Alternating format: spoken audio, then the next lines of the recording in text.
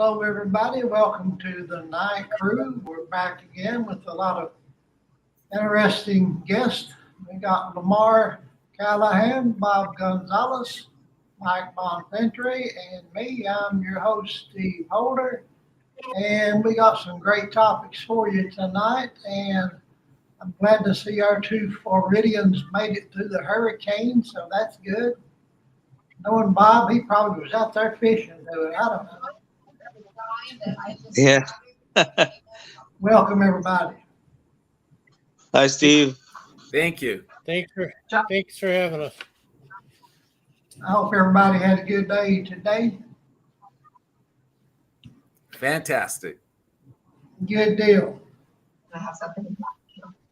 So we got everybody on schedule with the current events today, and everybody knows what we're going to be talking about. That's kind of cool. So you all got to be authorities on all these subjects, right?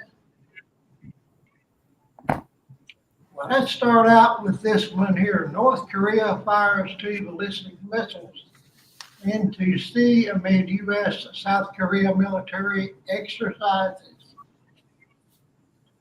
North Korea fired two short-range ballistic missiles into the Sea of Japan on Wednesday amid ongoing military drills between the United States, South Korea, and Japan. The U.S. and Japan flew two long-range B-1 Lancer bombers over the Sea of Japan on Wednesday as part of exercise Ochi Freedom Shields. Defense officials say the North Korean launch was likely a response to the exercises, which are scheduled to continue through Thursday. North Korea has launched a record number of missiles over the past 12 months as it seeks to project power against South Korea. Ochi Freedom Shields is one of several joint training exercises that the United States and South Korea take part in each year. U.S. forces and the Japan Self-Defense Forces conducted the bilateral bomber exercise over the Sea of Japan on August 30th, 2023, demonstrating the enduring deterrence options readily available to the U.S.-Japan alliance. A spokesperson for the U.S. forces in Japan told Fox News. So, what do you think about that? Should we be concerned about North Korea? Are they a danger to the United States? Anybody want to take that one? Well, you know, we're They're supporting. clearly a danger. Go ahead. I was they're clearly a danger. You know, they're trying to make themselves seem important. They do have a nuclear weapon, and when you are the small guy on the block who's trying to make yourself seem big, and you are trying to not be ignored, and that's what Kim is basically looking is for respect. So that's his motive, because everybody is basically shutting him out, and the only thing that brings him relevancy is the nuclear weapon, and China is supporting them financially, and so he's trying to make himself relevant. So we do have to respect that they have the nuclear weapon. Yeah. And that's why we do exercises in that area as a way to keep ourselves ready in that theater. Now they just recently announced that they have a missile that can reach anywhere in the world, That's scary. and I have to wonder: are they really that good at launching missiles into the Japanese Sea? or are they just lucky that they haven't hit anybody in the exercise? Yeah, I think That's a it's good B. point. Yeah. I think it's That's B. that's what scares me. Is are they that accurate that they can miss our everybody out there in the participating in the exercise? yeah, I think they're good at hitting in the Japanese Sea, but as far as hitting anybody in the U.S., I think they're a long ways away. Yeah, no, I'm concerned about the exercises that we're having with South Korea. That they're firing into the Japanese Sea, and we're right close enough that if a missile goes wrong, it could hit one of our people in the exercises with South Korea. Right. Oh, that would be, holy hell if they hit us. yeah. That would That would- definitely start a war, Right. to say the least. Yeah, as long as we're supporting South Korea, we have to be concerned about everything they do. Yeah, Right. Well, that's the same thing of supporting Israel. what, do you think South Korea has reason to fear North Korea? And should we Um, care?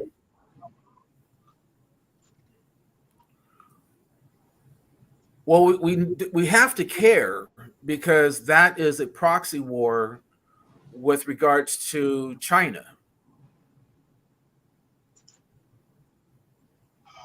Yeah, Keeping the war away from our shores is what we're looking at. It's the same thing with Ukraine. If we can keep the war in Ukraine, then we don't have the wars, coming to our shores. yeah, we definitely don't want it coming here. Right. No, and at some point, we certainly don't want to start sending our guys over there for a war. Yeah, I'd rather support them in their efforts with money and military assistance than to send our guys over there to die in their civil war. yeah. I agree with that. Yeah. War is always ugly. Yes. Of course, Yep. it is. There's no good side to it other than the profiteers.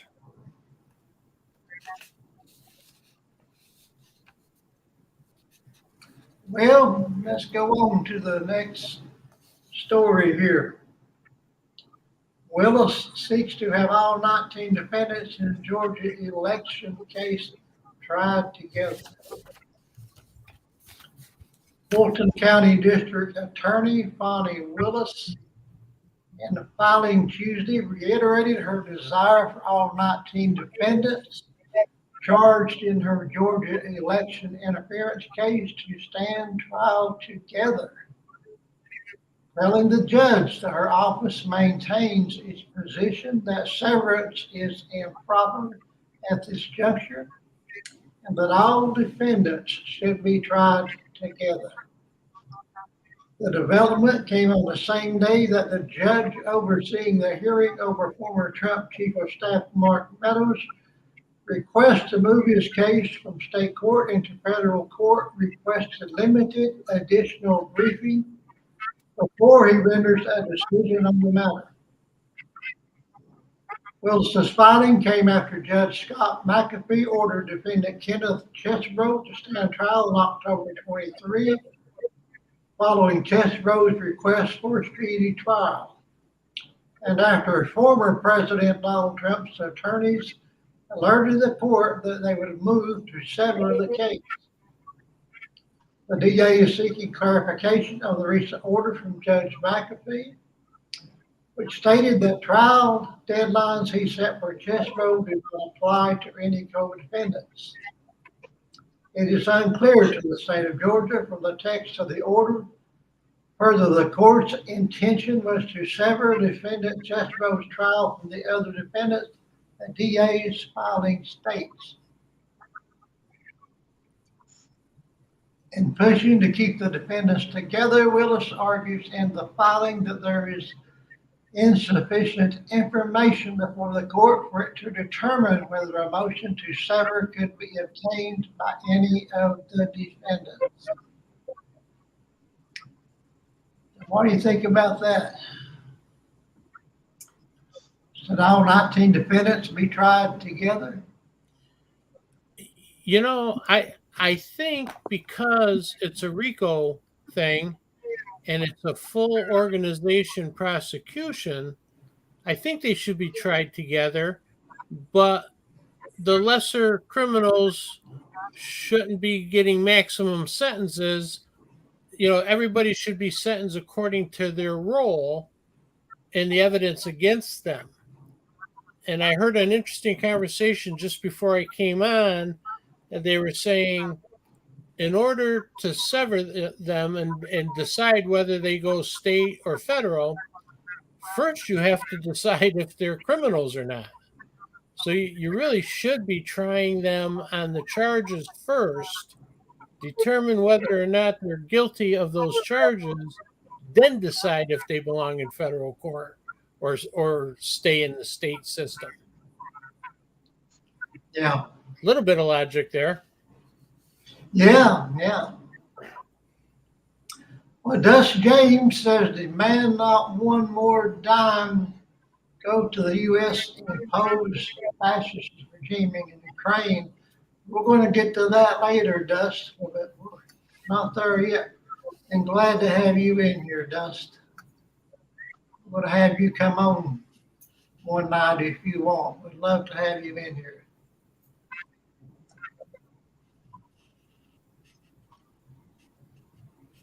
So any more comments on that subject? I mean, I don't think they all should be tried together myself. I don't think they should all be tried together because if you try them separately, you know, if you mess up one case, if the district attorney messes up one case, she can still go after the others and learn from each one. I mean, that makes sense to me. Well, you know, it does make sense, but then if you're separating them out, then you're not trying a gang of people who contributed to one crime. You know, they're all being accused of being participants in a single effort. So I think the big fear of the people that want to get out is they know the other people are guilty and they don't want to be associated with the guilty ones. Yeah. But they were part of that. They were a cog in that wheel. Yeah. So, I mean, you know, either way, if they're going to get tried, it should be done properly. And if they get away with it, they should get away with it equally as part of the group as separately. In my Plus, if you're attacking them all at one point, right? If you're doing them all at one point, somebody's going to speak up and say, "Well, you know, that wasn't me who did this. That was he or she." And with doing that, they're willing to go ahead and roll over on somebody else, which reduces their position in the organization and, you know, reduces the number of people as opposed to being part of just one of the, you know, one of the many different cases. But if you do all at one, then you start having people roll over on each other, and it reduces the amount of cases all at once because people start rolling over and saying, well, wait, that wasn't me who said that. I wasn't in the room. You know, I was an elector, but it was Sidney who said that. Yeah. But you got to You prove know, it. well, wait, Both that sides was Mark both sides have Myers to who, prove it. right. You know, that was Mark I- Myers who said that. No, Sidney, you said that. I Well, want that's immunity. okay. I want immunity. That's okay, and I would give them immunity if they admitted guilt and prove that the other people were actually guilty. If they roll over, that's Right. good, but they can't just. I don't think they should just get out because it's convenient or it's in their favor, or they just don't want to be associated with the other people in their game. Yeah. Well, I can understand Right. that part. Well, I come from a organized And crime see, if you background. go to federal, I come from an organized crime history background where, you know, the gangsters all got tried for whatever case they were getting tried for. And even though they weren't in the bank robbers got tried for robbing the bank. The drivers got tried for being lookouts and driving. But it was one crime with 50 people. All 50 people were tried together under the umbrella of that one crime and then judged for their particular involvement or lack of involvement. So some people got life, some people got 25 years, and some people got 1 to 3 years. Yeah. And some people rolled over and got a pat on the back and a free get out of jail card. Yeah. Well, I would like to see all of them go to jail myself. I think they all deserve to. That would be a deterrent. And Well, they need to make a good example out that of would be a them. nice one. Yeah. Well, I think It a lot would. of people would like to see that orange one go to jail. Yeah. I'll vote for that. You know, when I was undercover, there was one guy I just didn't like, and I really wanted him to go to jail. The problem was he wasn't a criminal. I couldn't get him in jail if I wanted to because he was an honest guy. I just didn't like him.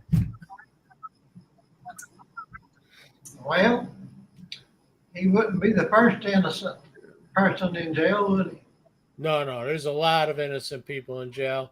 Yeah. And a lot of, you know, the jury finds out 2 years after the trial what wasn't relevant and what they weren't told. The truth now is selective, and lawyers are trained to pick the jury members that are going to serve them best. I just don't believe there's any reality to the truth, the whole truth, and nothing but the truth. Yeah. I think it's the truth as we see fit to tell it. Yeah. Right. And it seems like Trump, But hasn't it no always matter been what that he way? says or does, he's going to come out smelling like a rose with the courts, you know. And I don't think he'll ever lock him up for anything. Unfortunately. But you know, I don't We'll care if see. they lock. I don't care if they lock him up as long as he's not president again. I hope that don't happen too. Right.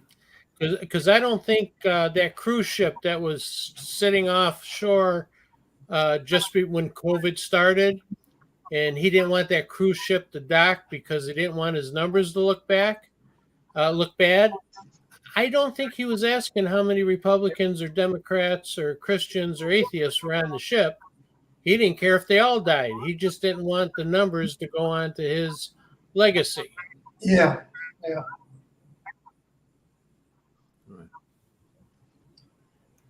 Okay, let's go to the next topic here.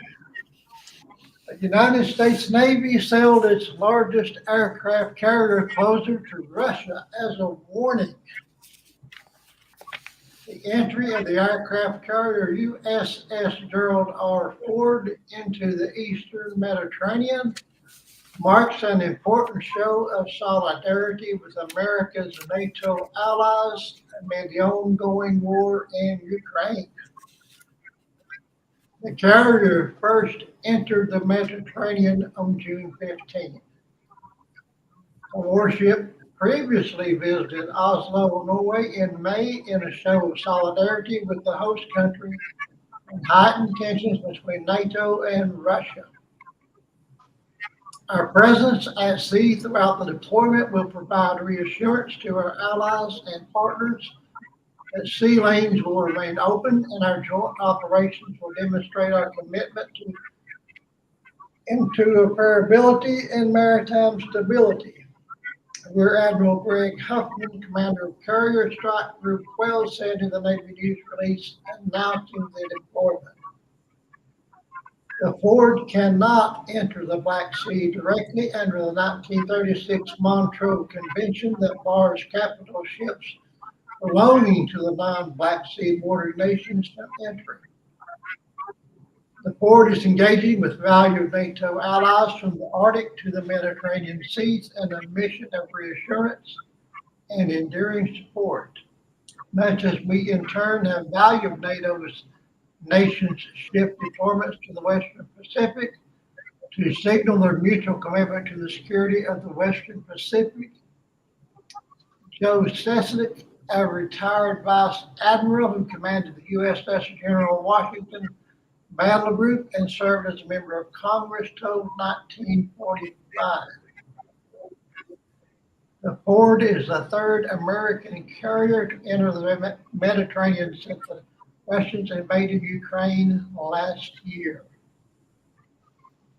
So what do you think about that? Is it important that the United States military stage power moves to assure our NATO allies? So what do you think? Do we need to do that?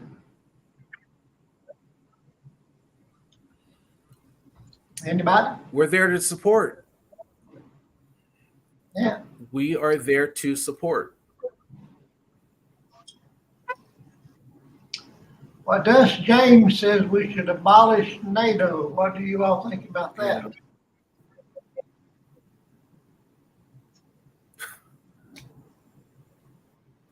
Any comments on that one? Does says abolish NATO, but without NATO, we would have a much darker history. We would have a situation where we would have wars across Europe.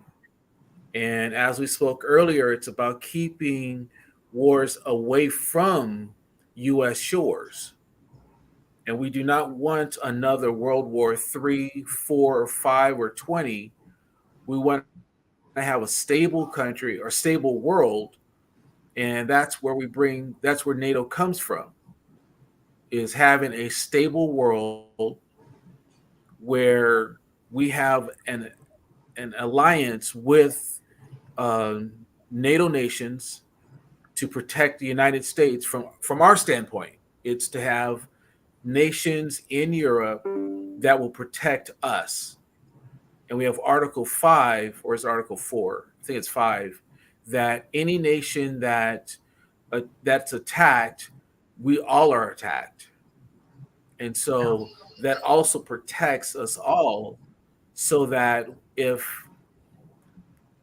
somebody acts stupid and attacks us, i.e. Russia, then we all join together and obliterate that country without using nuclear weapons.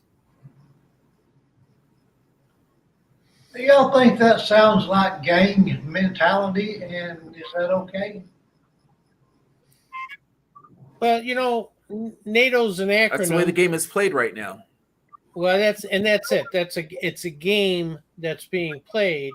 So if you want to play that game, you have to do what you're doing. But let's just forget NATO. Let's take the acronym out of there. Should we have friends? Let's call it friends. Let's not call it NATO. Should we have worldwide friends that will cover our backs? I hope so. Okay, well then You have to. know, You have to. abolishing NATO is just saying let's get rid of all our friends and Right. our allies. And And our and allies. that's right. To get rid of our allies is the thinking of someone who would make the statement of, let's get in bed with our enemies. I trust our enemies that have better intelligence than our own intelligence. Do you trust our intelligence or do you trust the intelligence of our enemies?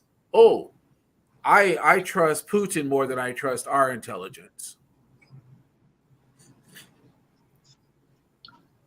I certainly don't trust Putin. The people who would. Oh, of course not. I think that's a given. Yeah. I'm a veteran of our country. I stand up for our country. And those people that don't stand up for our country need to be in somebody else's country. Yeah. I'm letting you run with this, be- Lamar. You're the military guy. I'm letting you run with this. You're the military guy. You know what you're talking about. Yeah, Mhm. if you feel that, if you feel that we should be part of somebody else's alliance, you should be in that alliance yourself. But don't go ahead and say, let's go and be part of somebody else's country. I go ahead and support Russia. Better. What's the phrase that a lot of these right wingers say? Better dead than red, or better red than dead. So go to Russia. Go stay there. I'd rather be friends with Putin than with NATO. Great, get out of here. My question is this: when did you raise your hand to support our country? The fact is simple. Roughly 1% of the population supports the United States military.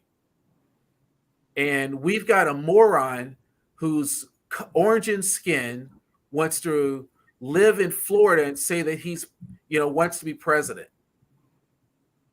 He's a crook. He's a thief. He's a grifter.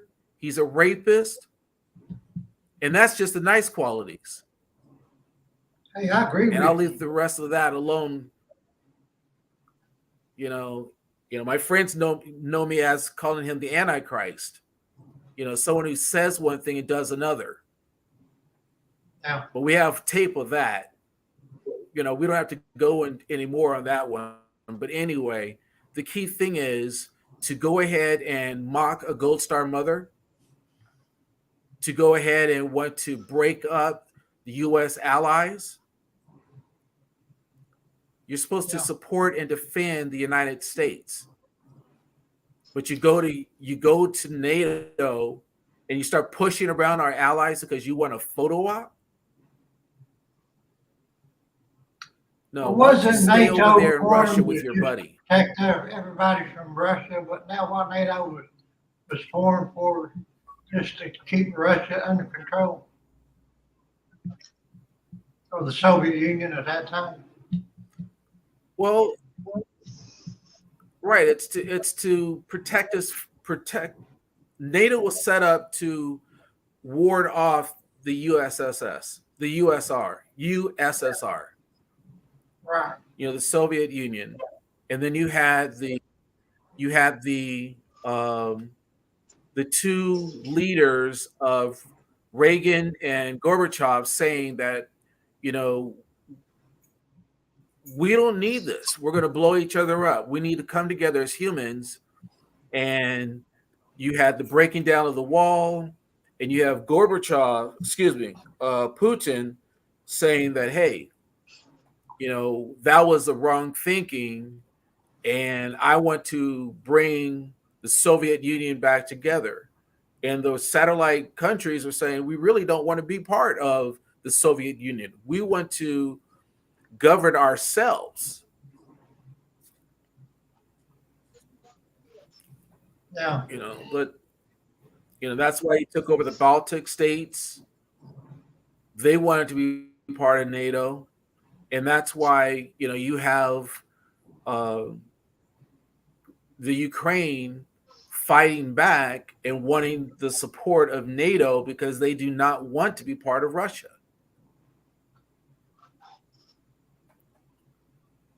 And that's one of the problems that's one of the major faults that Obama did, was not protect Ukraine with Crimea. Yeah. I give Obama a lot of credit, but that was a major foreign mistake. Yeah. Are you guys looking at the chat, the things that Dust James is putting there? Do you agree with anything that he is saying? Or are you looking at that? I'm sorry, Steve. I didn't catch that. Can you say that again? Are you guys looking at the chat? We're getting a lot of activity from Dust James in the chat. Are y'all seeing any of that? Yes. Can somebody comment on what he's saying there? Do you think he has any merit there at all?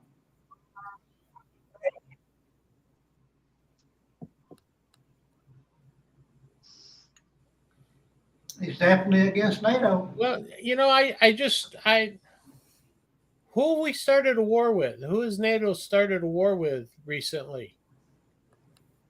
They jump in and they help people finish wars, but I don't recall, and correct me, I could be wrong because I don't watch the news 24 hours a day, but what war has NATO started in the last 5 or 10 years?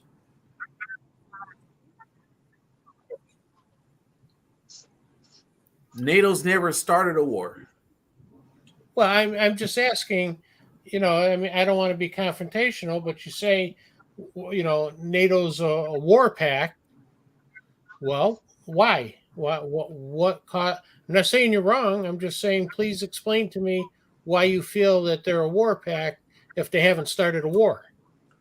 Well, check this out. Dust said this year NATO destroyed Libya, the most wealthy nation in Africa, causing a genocide, mass forces migration, and the slave trade to return. What do you think about that?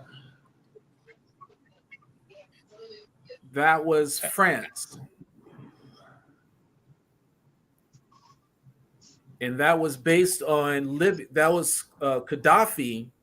That's a very interesting story, because Gaddafi had said that the African nations should come together and set up their own central bank, and the central bank should be based on natural resources. And the other countries, i.e. the US and the European Union, attacked Gaddafi and got rid of him, because imagine what you have. Currently, the world currency is the US dollar, which is based on the imagination of the is based on nothing. It used to be based on the gold standard, which is now based on the fantasies of based on fantasy. Just put it that way. But in Africa, it is based. Africa has real resources: gold, copper, silver, oil. And if you had a standard that was based actually on natural resources, then what would that do to the standard of the standard in the U.S.? It would fall, because the standard in the U.S. has no support. The U.S. dollar is supported by borrowing money, which is basically propped up by China and other countries, which we are in a dance trying to appease China. Because if China was to say you know, US, I'm really tired of you bad mouthing us. We're going to call in your debt. And that would bankrupt the US like that because they own so much of the US debt. And Gaddafi just simply said, you know, we don't want to be beholden to the US and the central bank of the US and the European nations, the World Bank, because they're based on air. There's no natural, there's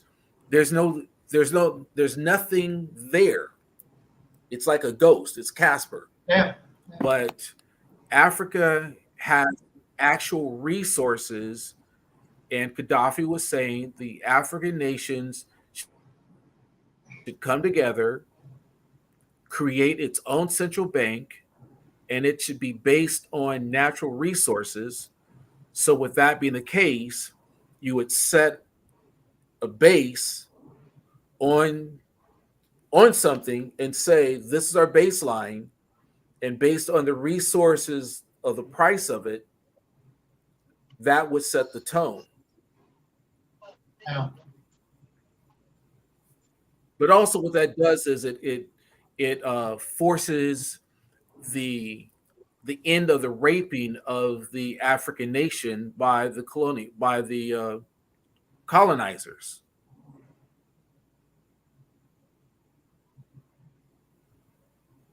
But that's the story behind Libya and the death of Gaddafi.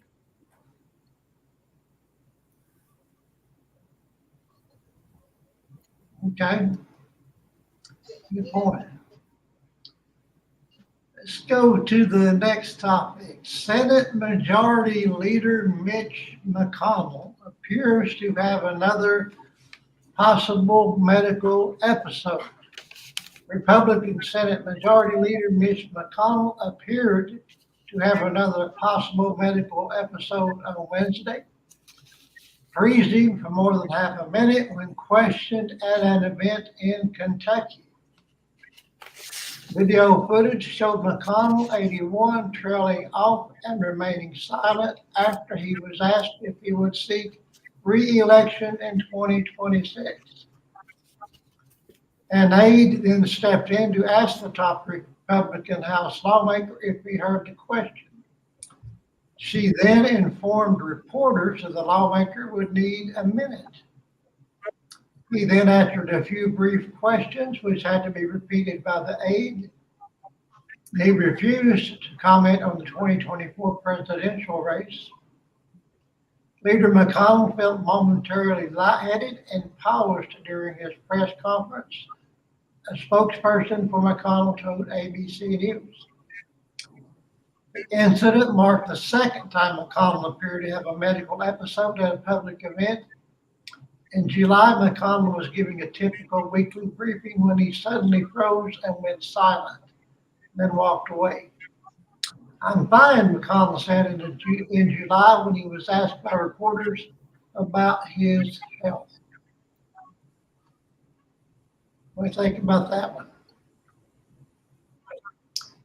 Should people be concerned about his fitness to be in office at this point, you think? Time is Anybody? creeping up. I've seen him both of those occasions where he froze on stage, and it was kind of scary. I mean, he's obviously having a lot of trouble keeping up with what's going on. He just seems to be lost sometimes. Well, he's 80, and you know, Yeah, and they're working 12, 14-hour days. yeah. Some people can't do it at 60. Some people can't do it at 70. And, you know, I half think that everybody knows he should retire and enjoy some years. But politically, they don't want to lose a seat. And they don't, you know, his timing is of leaving, I think, is more politically motivated than it is health-wise or capability-wise. Yeah. Just keep him out of the public eye, and we won't know how bad he is.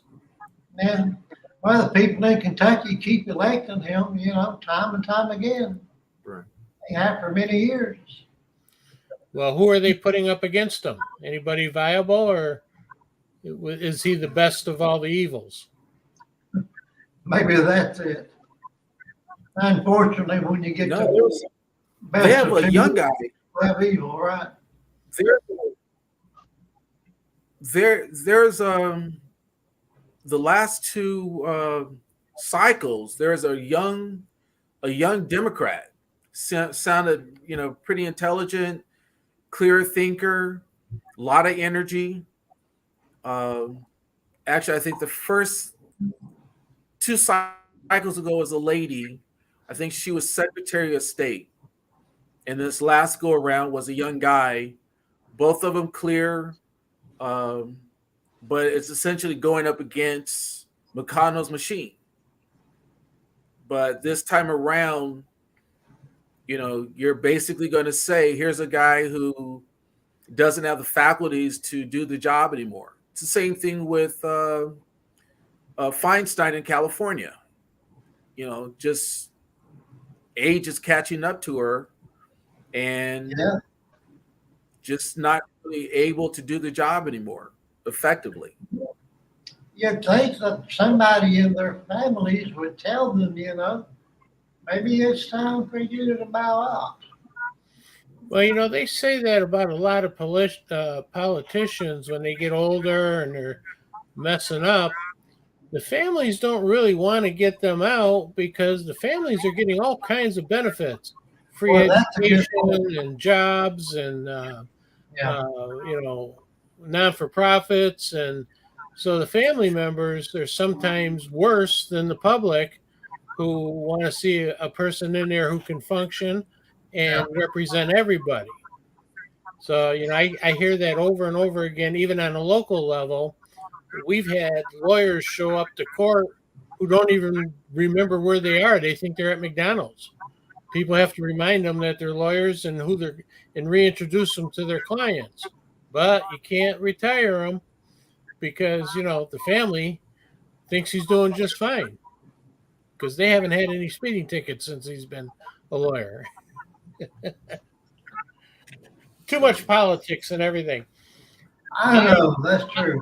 I did a talk about 20 years ago, and there was a gentleman in the crowd who was close to 100 years old.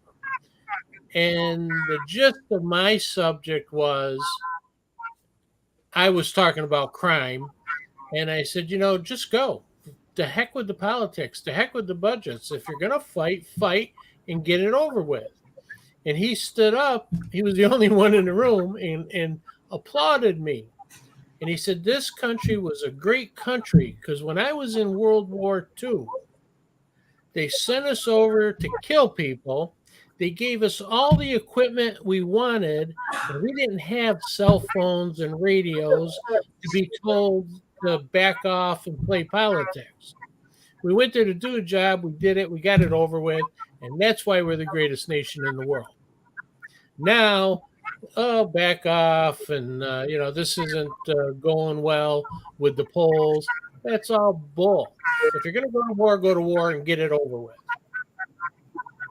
Don't play politics with losing 40, 50,000 lives or 100,000 lives because it's not politically advantageous to go forward at this point.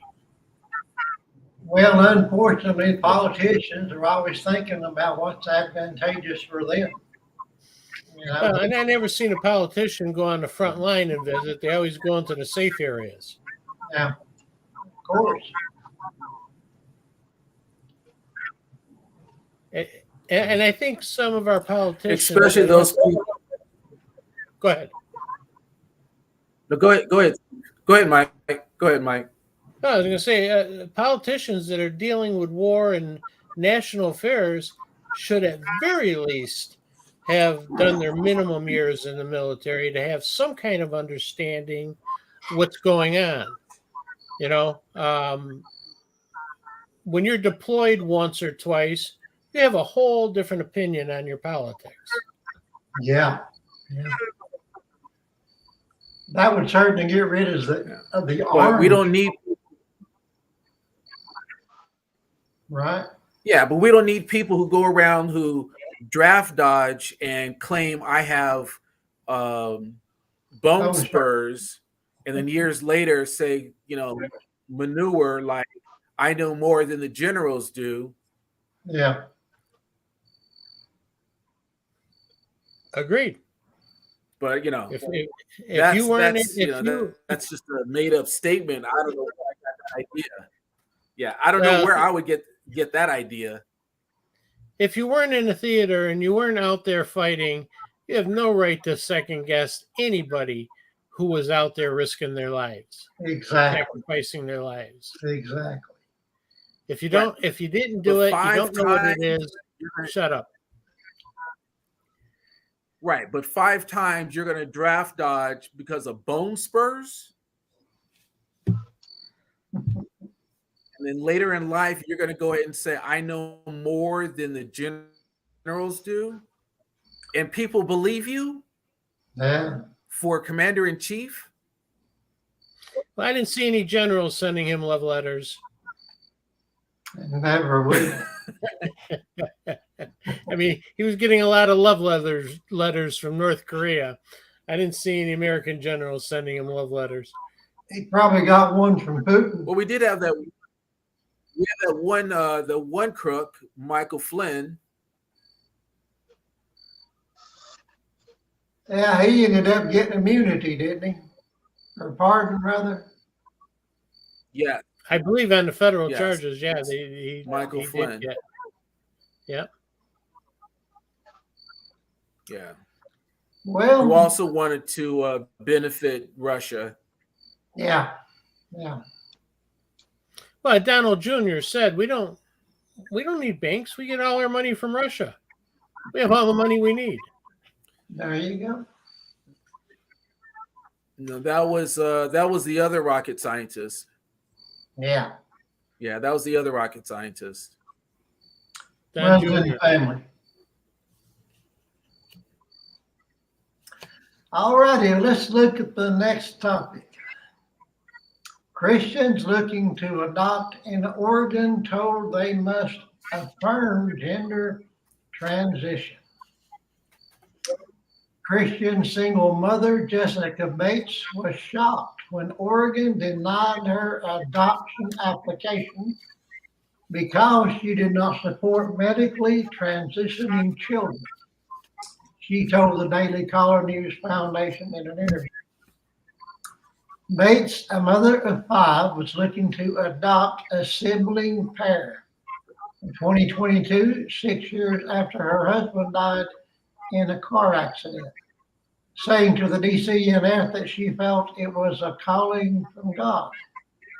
But after going through the application process, state officials with the Department of Human Services explained that she would need to agree to support any adopted child's desire to have a gender transition. As a Christian, Bates told the DCNF that she knew this requirement was denying reality as well as her faith, and filed a lawsuit with Alliance Defending Freedom, ADF, against the state in April after they reportedly prevented her from moving forward in the process. I think everybody was just really shocked at first that, gender ideology would be the reason why we wouldn't be able to adopt, Bates told the DCNF. During the adoption process, Bates said there were hypothetical situations discussed about a child wanting to identify as a different gender or go through hormone therapy and surgeries, and as a result, she informed the state that she would always love the child but couldn't support those choices. Bates said that she got a call from the certifier from the department in September 2022 who told her they had determined that she didn't meet the requirements for adoption. Now, I don't know about you, but I think that is absolutely ridiculous. I don't think that should disqualify her from adopting a child. Well, was she saying at one point that she would support any No, child in changing their gender? no, she never said that. Okay. But she did say she would love the child no matter what. Nothing wrong with that. Exactly. That's a subject that's come up quite a bit in my circles lately. And you know, you only have Google to rely on. You got the medical sources and the Wikipedia and all these different sources. But you know, most of them say 1 in 1,500 or 1 in 2,000 children are born with genetic either incomplete or two competing genitalia, and they're waiting to see which one becomes dominant. And some of them say mothers with ovarian cysts who are producing more testosterone with a female baby sometimes give birth to babies with male outer parts and female inner parts. And there's all kinds of ranges of deformities, let's say, 1 in 2,000, where there's a question. What sex are we going to determine this child to be? But the only thing that I disagree with is, I'm not saying don't do it, but don't let the child decide, because we don't give children credit cards, we don't give children driver's licenses, and we don't give children the ability to make complicated adult decisions. Exactly. So I'm not saying deny them what they're feeling, but I'm saying don't give them the power of decision until they're old enough to make all kinds of decisions. Yeah. Now, I know of one person who, at birth, was a girl. I mean, that's all there was to it. It was a girl, but she had all the male body parts. And when she was in her late 20s, she, had the operation, and now she's a woman. But she had the estrogen, she had the DNA, she had all of the tendencies and features and feelings of a woman. She was born with male body parts. And so there are people that were not born perfect. Yeah. So Well, it's strange, they can't even drink or buy alcohol until they're 21. But, we expect them to make that kind of life, long life decision that the consequences will go on and on. Yeah, I'm not saying deny them their feelings, or, if you feel like you're a woman in a man's body, I'm not going to say you're crazy or it's in your head or you don't have a right to think that, but let's make sure you're old enough to make that decision based on the medical research and everything the tests on you, and that you're at a developed age where you can make that once in a lifetime decision. Yeah. And children, I don't care what the subject is, smoking, drinking, driving, buying a house, there's a certain age group that shouldn't be making those decisions. Yeah. Then there are some teenage geniuses that, graduate college at age 15 who probably could have that responsibility. But then, we don't have too many of them, unfortunately. There's not too many of them. That's not the norm. Yeah. But they're out there. Yeah. Well, the important question is, should we wake up Bob or just let him sleep? What do you think?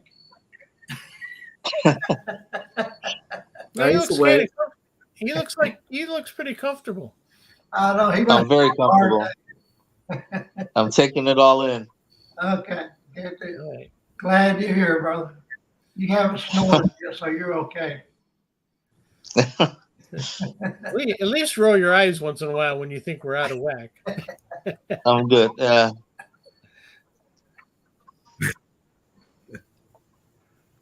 Okay. What's next on the list here?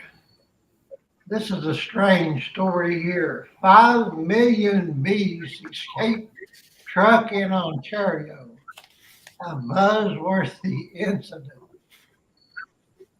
Michael Barber, an experienced beekeeper and owner of Tri-City Bee Rescue in Guelph, received an urgent call from the police at 7 a.m. local time. The reason, 5 million bees had escaped from their hives after the truck transporting them to their winter location met with an accident in Burlington, Ontario. The straps securing the hives had become undone, leading to chaos on the road. Upon his arrival, Barber described the scene as a pretty crazy cloud of bees who were very angry, confused, and homeless. Police had issued warnings on social media cautioning people to avoid the area and advising drivers to keep windows closed. Barber, who has been a beekeeper for 11 years, said the scene was unlike anything he had ever experienced. Acting promptly, Barber reached out to fellow beekeepers for assistance. Around a dozen showed up despite the risk involved. There were a lot of flying bees that made even beekeepers in full suits nervous, Barber recounted. The bees and hives were spread over a 1,300-foot radius. Younger bees clustered on nearby cars and mail posts for safety, while the older and larger bees were buzzing around. While most of the bees returned to their hives, eventually several hundred didn't survive. A few beekeepers got stung, and the truck's driver, who wasn't wearing a full beekeeping suit, suffered over 100 stings. That was not seriously injured, thanks to nearby paramedics. Barber expressed gratitude for the local beekeepers' assistance, adding that the episode served as a critical reminder to always secure your beehives. Lesson learned. Everybody survived, and a few bees were hurt, he concluded. And I couldn't read that without laughing.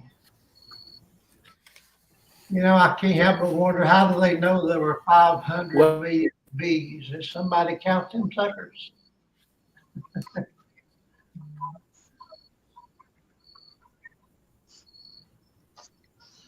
My father was an exterminator when I was growing up. So I was around a lot of honeybees during my life. I very rarely got stung, but I worked with people. I would walk by 1,000 honeybees and not get stung, and the guy with me would get stung 50 times. Wow. So, you know, but also with dogs. I get along with all dogs, even mean dogs. But this guy, he got stung by bees. Dogs wanted to eat him alive. And just something about his aura, smell, or whatever. Wildlife didn't like him. But I'm going to ask you Florida guys a question about bugs getting escaping. You guys have the love bug, right? The bugs that fly mating and clog up your radiators and windshields and everything once a year. Oh yeah, yeah. Okay. Now, when I was down there in Yeah. the 70s, when I was down there in the 70s, Yeah. the story was the Tampa College was doing studies on these bugs and they escaped. And that's where the problem originated from. Now, I don't know that for a fact, but and that was 50 years ago. But when I was down there, I said, "What are these things?" And that was the story I heard, is that it was a pheromone study or mating study at Tampa University. They got out and they went wild, and now they're like a lifetime nuisance. An interesting conspiracy. They are. But is it believable?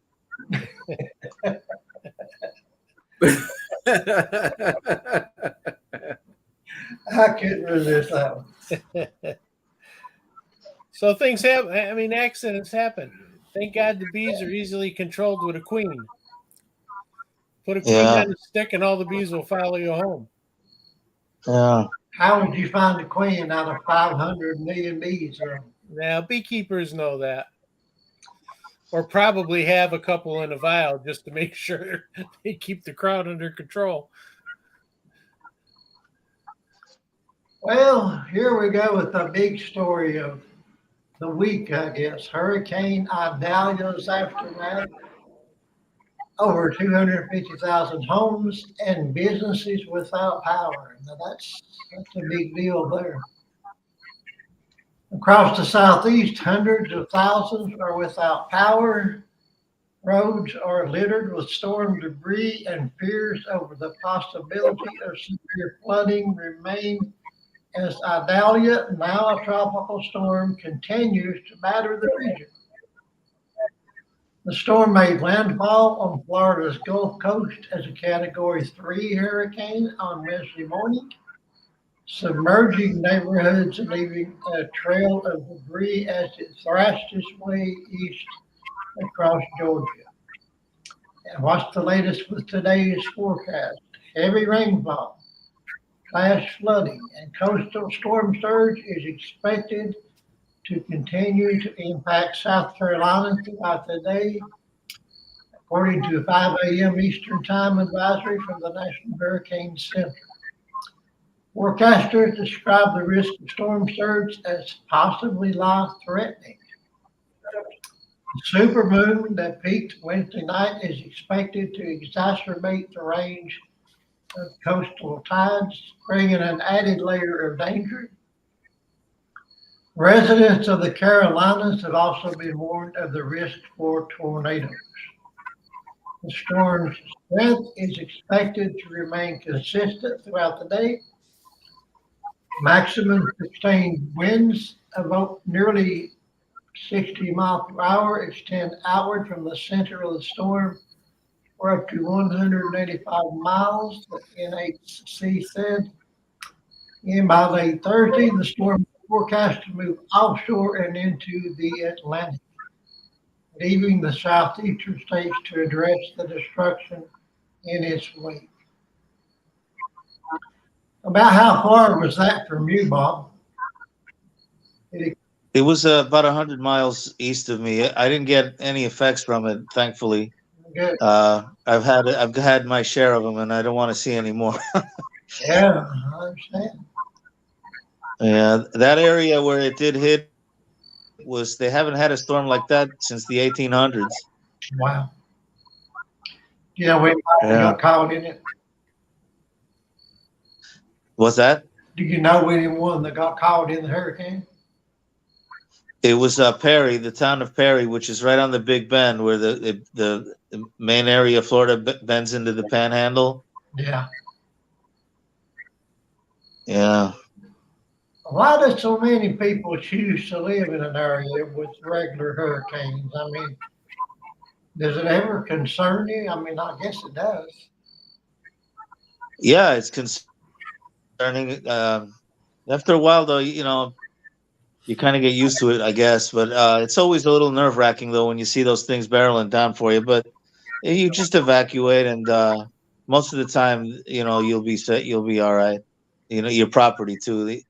Most of the time, every once in a while you'll get, some damage. Yeah. But for the most part, you'll be all right. I've seen in the news that some of the insurance companies are really cracking down. They don't want to give people in the hurricane areas insurance, and I can understand that, Yeah. Well, Lamar, you were closer to it. Well, it was. I think it's like 100 miles offshore. We were on the air Wednesday, and I was literally um, watching the storm, and it was well off coast, of Tampa. So, I simply just had a lot of rain for hours. But as far as everywhere in the U.S., there's some type of natural disaster, whether it's a hurricane here in Florida, whether there's a tornado someplace in the Midwest. I'm from California. We have earthquakes, and I remember one night I was asleep and I just woke up, and I was saying to myself, "Why am I awake?" And I looked up, and there was an earthquake, and I was looking up to see if this plant that my mother had on this ledge was going to fall over. It didn't fall over, and I said, "Okay, earthquake's over," and I went back to sleep. So you get used to certain things, and in Las Vegas we have because I spent years in Vegas, we have monsoons, which is rain as well. And it happens July, August, heavy rains, and depending on where you live, you're looking at mudslides. So everywhere in the U.S., you're looking at some type of natural disaster. And on the West Coast, they're looking at a lot of fires now. They actually had a hurricane that came up the coast. You're dealing with El Niños. So whether and there's also in Florida, they're looking at tornadoes as well. So no area in the U.S. is not affected by some natural disaster. Yeah. We do pretty good in East I'm Tennessee. pretty lucky. When I moved to Go ahead. I'd say that when East I Tennessee in don't have when I was researching when I was researching moving to Tampa, it was said that Tampa is the lightning capital of the U.S. And it does. There's a lot of lightning that happens here, and the local hockey team is called the Lightning. Really?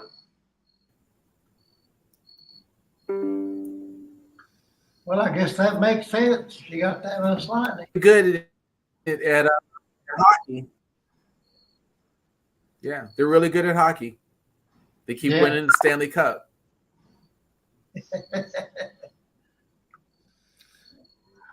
I'm pretty lucky up here in the Northeast. We get floods along the river once in a while, and we've had a couple of major ones, but very isolated areas that get damaged. And we had 48 inches of snow in 2 days a couple of years ago. That was interesting. But for the most part, we don't get earthquakes, tornadoes, or massive floods or any of that stuff. We just freeze in the wintertime. Yeah. Now, when I was in California, they had a minor earthquake, and I had a water bed. And I woke up about 3 o'clock in the morning, and I thought, I don't have a quarter slot for massages in this water bed.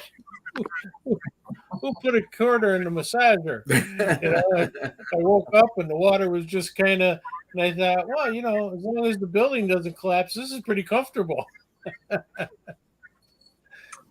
Well, Dust James says in central North Carolina, we got rain and harsh winds, saw some down the streets, a few roads were blocked, minimum damage.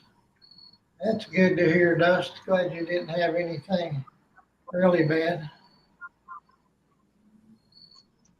Yeah, they were really predicting that it was going to go up there. Georgia, North and South Carolina was going to get it a lot worse.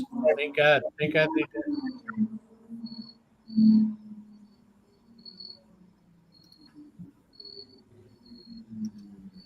Well, let's see what's next on the agenda here.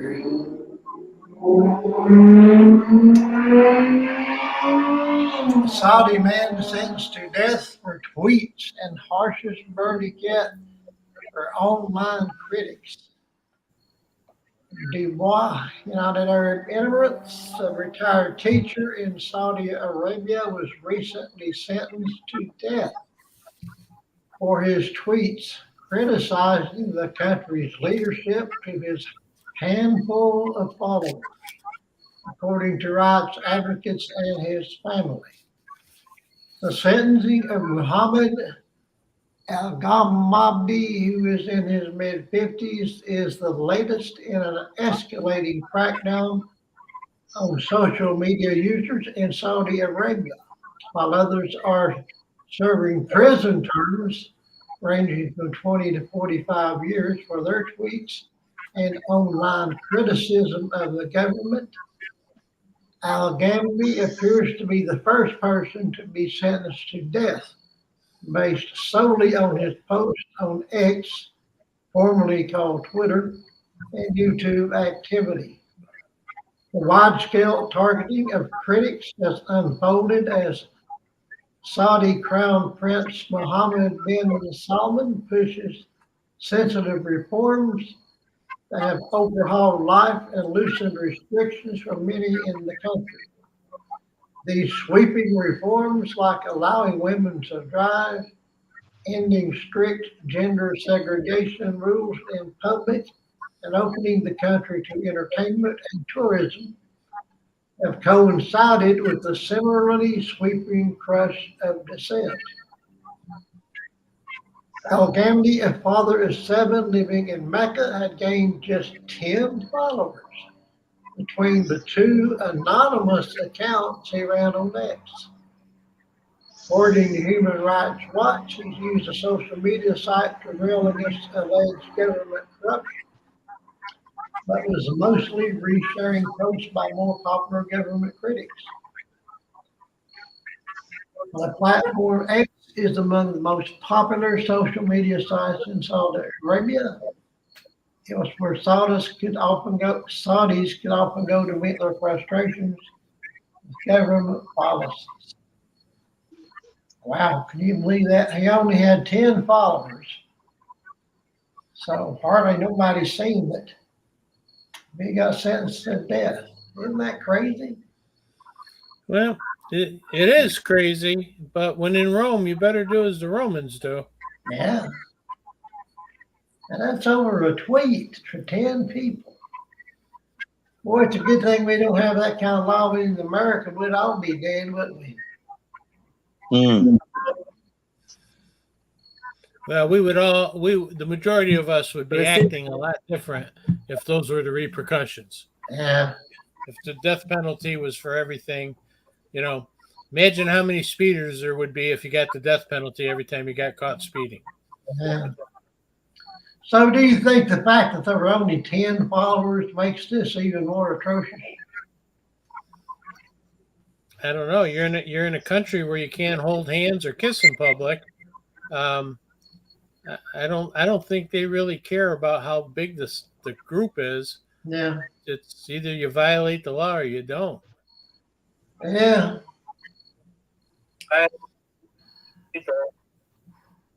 Yeah, but it's possible he's trying to lead off another Arab Spring.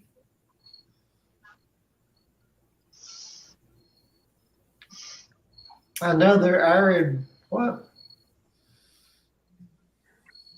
Another Arab Spring, where I guess it's been about 4 years now, when you had the drought and a lot of the Arab countries where the persons were railing against. It started in Egypt when Russia did not have enough wheat, and in Egypt it was a drought, and so people in Egypt who normally eat bread and there wasn't the wheat for them, and the drought, you had them railing against the country because there wasn't enough food. And so throughout the region, you had what was called the Arab Spring, where a lot of the persons in the Middle East were railing against the governments in uprisings, which is one of the reasons where you had Syria, Egypt,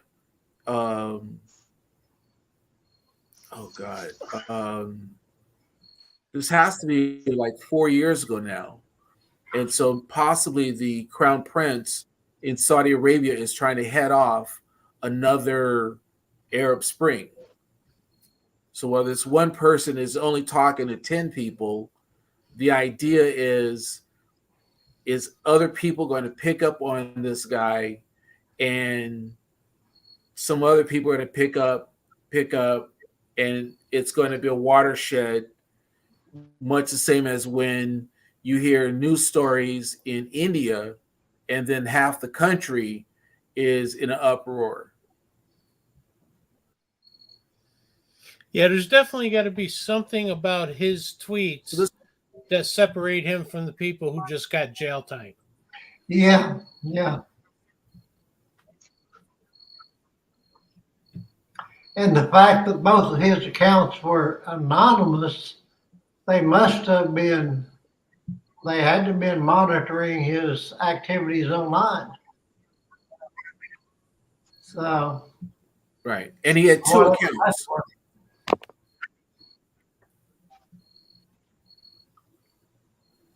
Oh, well, I'm glad I'm not in Saudi Arabia. Okay, here we go. Putin ally issues ominous warning on threat of new world war.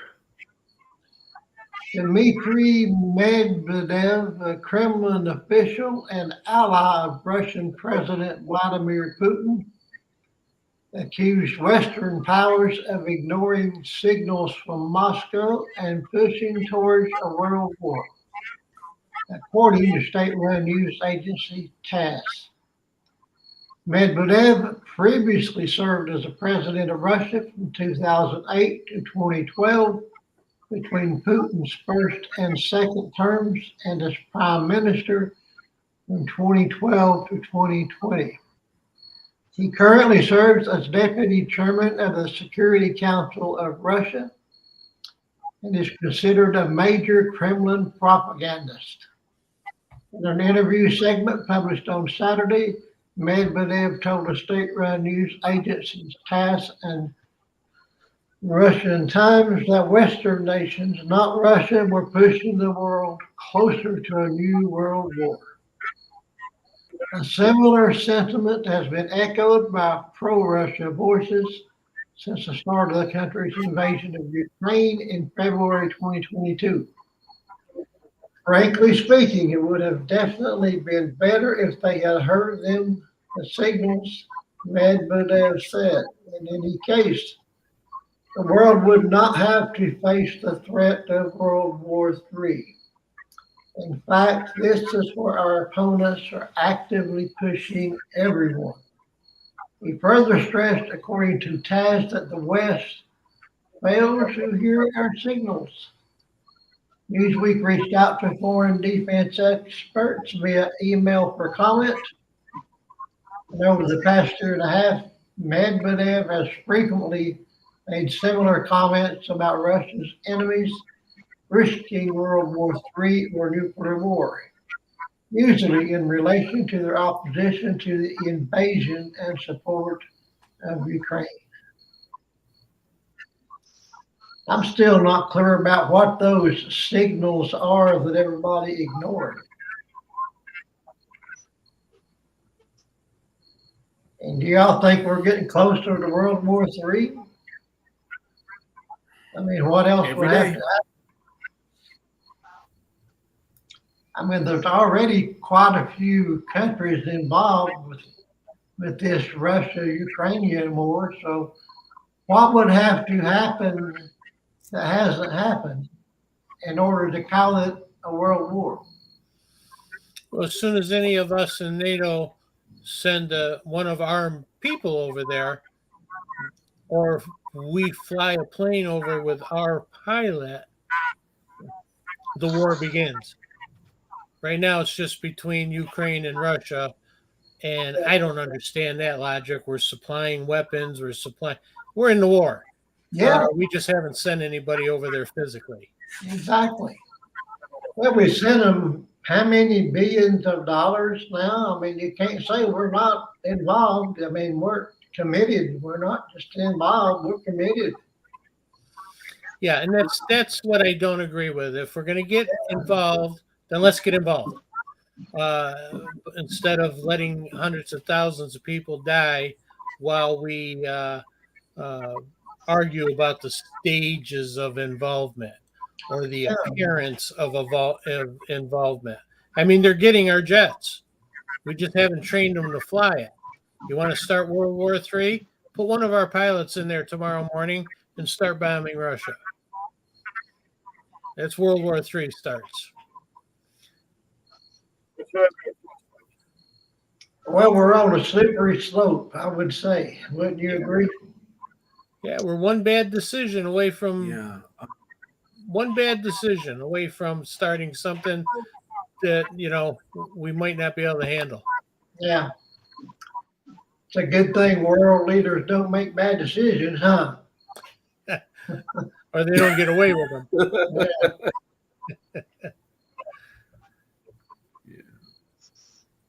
Well, Dust James weighed in on that one also in the chat. He said we should listen to Martin Luther King. Our own government is the greatest purveyor of violence in the world. What do y'all think about that? I don't disagree with them I'm from slavery. completely. I'm a product of slavery, so yeah, I agree with that. Yeah. I mean, Christians killed more people in the name of God than Jesus was ever involved with in fistfights. But those are holy wars, Mike. Well, I guess it doesn't matter what war you're in, you're going to say holy something.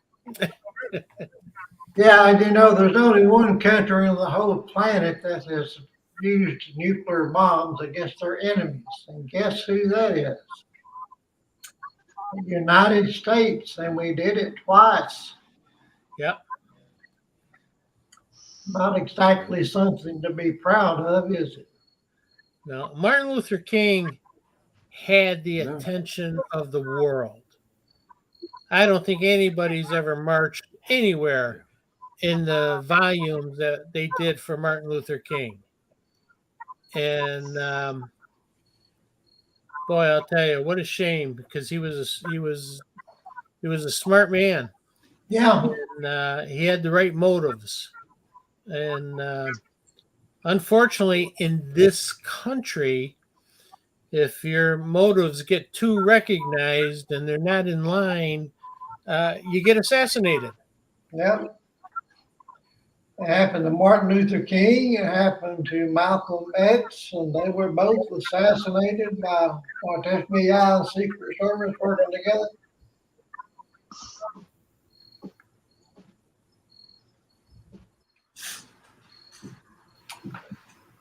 Well, let's see what's next on the agenda. Well, it looks like we have one more story on the list here. Trump ally Sarah Palin floats a theory about 2024 election. Sarah Palin, a fervent supporter of former President Donald Trump and the first female GOP vice presidential candidate, said she thinks President Joe Biden will not be the Democratic Party's nominee in the 2024 presidential election.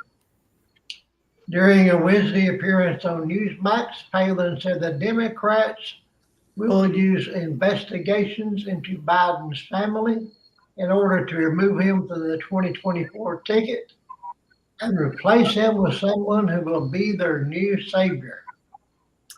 Palin squared off against Biden in 2008 when he was former President Barack Obama's running mate, and she was running with John McCain on the Republican ticket. He also served as the governor of Alaska, but resigned in 2009 before her term was finished. More recently, Palin has become a regular political commentator on television, and last week made headlines for suggesting on Newsmax that a civil war could result from Trump's arrest in Georgia. Palin spoke with host Newsmax host Bianca De La Garza on Wednesday about corruption allegations regarding Biden and his son, Hunter Biden. She accused the left of releasing new details in relation to the probe in order to anger the American public and set up replacing Biden on the presidential ticket. I think it's becoming exposed because their strategy, the left strategy, is to get us so riled up and so angry about the corruption of Joe Biden and his family that at the last minute they're going to have Biden bailed. It's not going to be the nominee, Palin said. So that's her theory. So what do you think about that? You think they'll push Biden aside and nominate somebody else?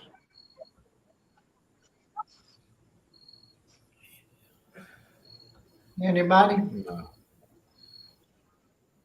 I think No. only if they have to. If he has a stroke or has some serious incident and they have no choice, maybe. But I don't think anybody on either side has the chutzpah or the guts to say you're too old or we want to replace you. And the problem with the Democrats is I really don't see any really good replacements. Yeah. Well, they kind of done something like that when Biden got elected. Remember, Bernie Sanders had a lot of momentum, and they kind of pushed him aside, and all of a sudden, like brought Biden up as the front runner. Just totally railroaded Bernie Sanders. Oh yeah, yeah. I mean that's the problem. How many younger, even good candidates have the money, the power, the influence to be railroaded? Yeah. I mean, you got to be one inventive You have person to run against. Newsom, Go ahead. Gavin Newsom, governor of California. Yeah, but he doesn't have that. He's not really got the following.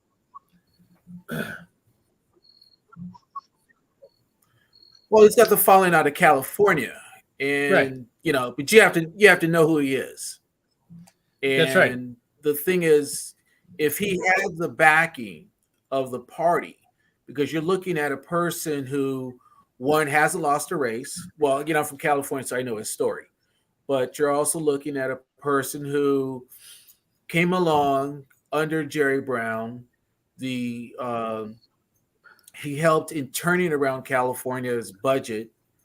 And so when you look at someone who has helped turn the state around, help create an abundance for the budget, then you'll see that there's really not a lot that the Democratic Party would vote against him.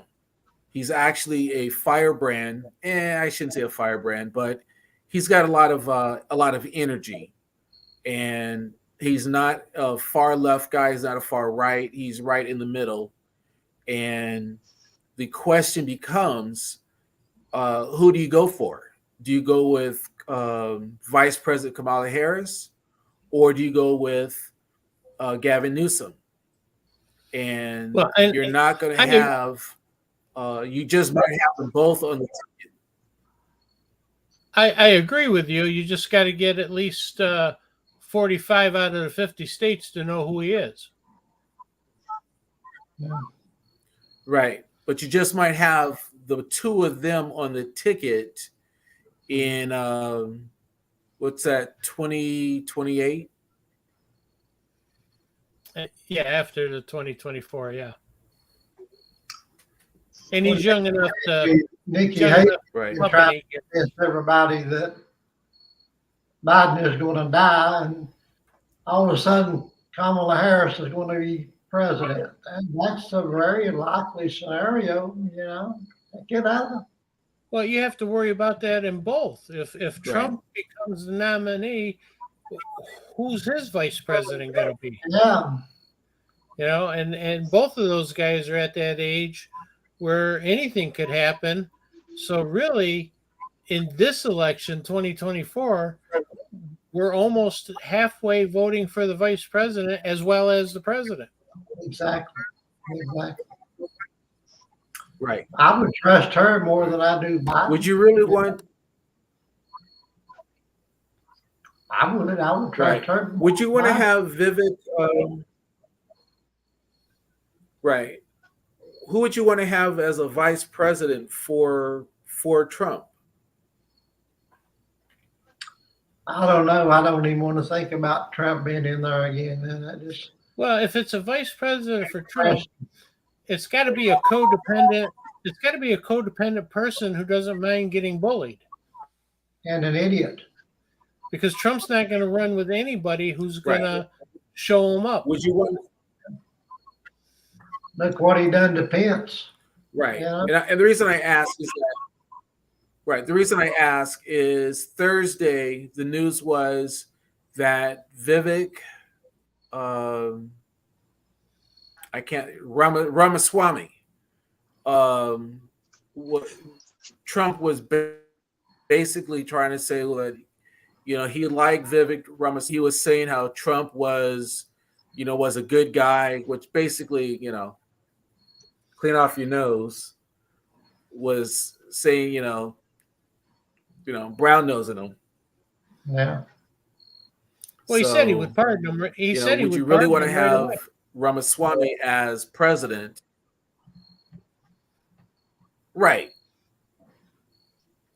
Right. So And that's the brown Ramaswamy, nose there. nobody can say that. He's looking for a job. Right. Well, I wouldn't want a job myself.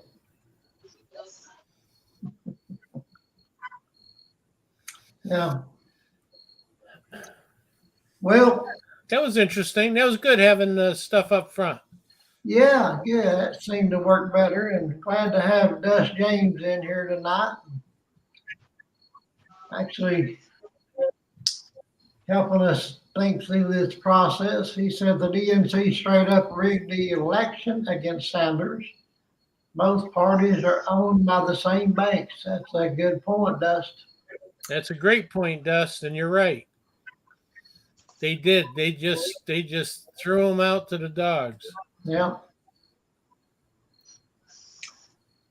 And I would have voted for him if I'd had the opportunity.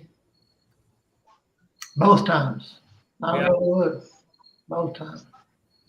It makes me very unpopular in East Tennessee, just like that. But that's okay. If you're unpopular, you're on the right track. There you go. There you go. Well, gentlemen, Sanders is very interesting, but his policies, his financial numbers don't add up. And Sanders himself would not fight for his own numbers. And that's something that I noticed is he's very interesting on his universal health care.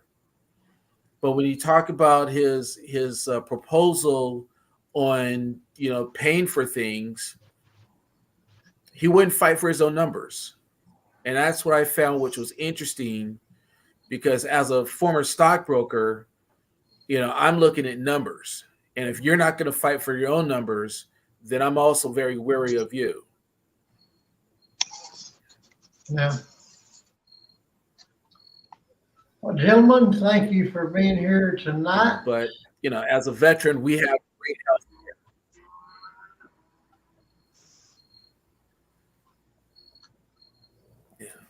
Go ahead Thank and you, finish Steve. what you were saying there, Lamar. You kind of cut off there. Oh, I was simply stating that I've got great health care, and I'm very sympathetic to the families that don't have health care, and I would love to see all of America have health care.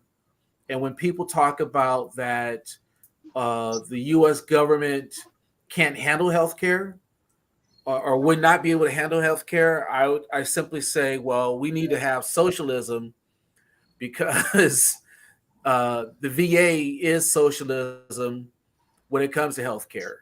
And we don't wait years and years to be taken care of.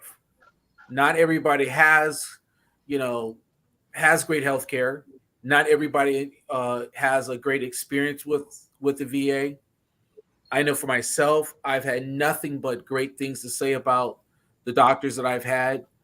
I'm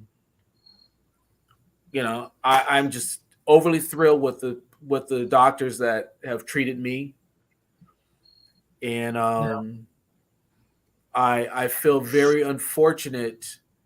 I'm very sympathetic for those that don't have health care, and I wish those that we are the only country, what's the word, civilized country that doesn't protect all of its citizens with healthcare, and I wish that would change. Yeah, I think Dust is putting in the comments there, and by the way, Dust, I really appreciate all your comments, and glad you enjoyed the show. But you're right, universal health care works just fine for just about everybody. But you can't have universal health care and huge profits. And unfortunately, in America, it's all about the profits. The pharmaceutical companies, the doctors. If the profits aren't there, the heck with the people. Yeah. I just tried to join a study, but I have the problem too often. They want to test the pills on people that don't have the problem because they're trying to get FDA approved, and they don't want anybody who's going to make it look like the pill doesn't prevent what it's supposed to prevent. So I'm overqualified to join the study. Yeah. Well, gentlemen, it has been interesting. Glad to have you all here tonight, and we do appreciate Dust James in the chat.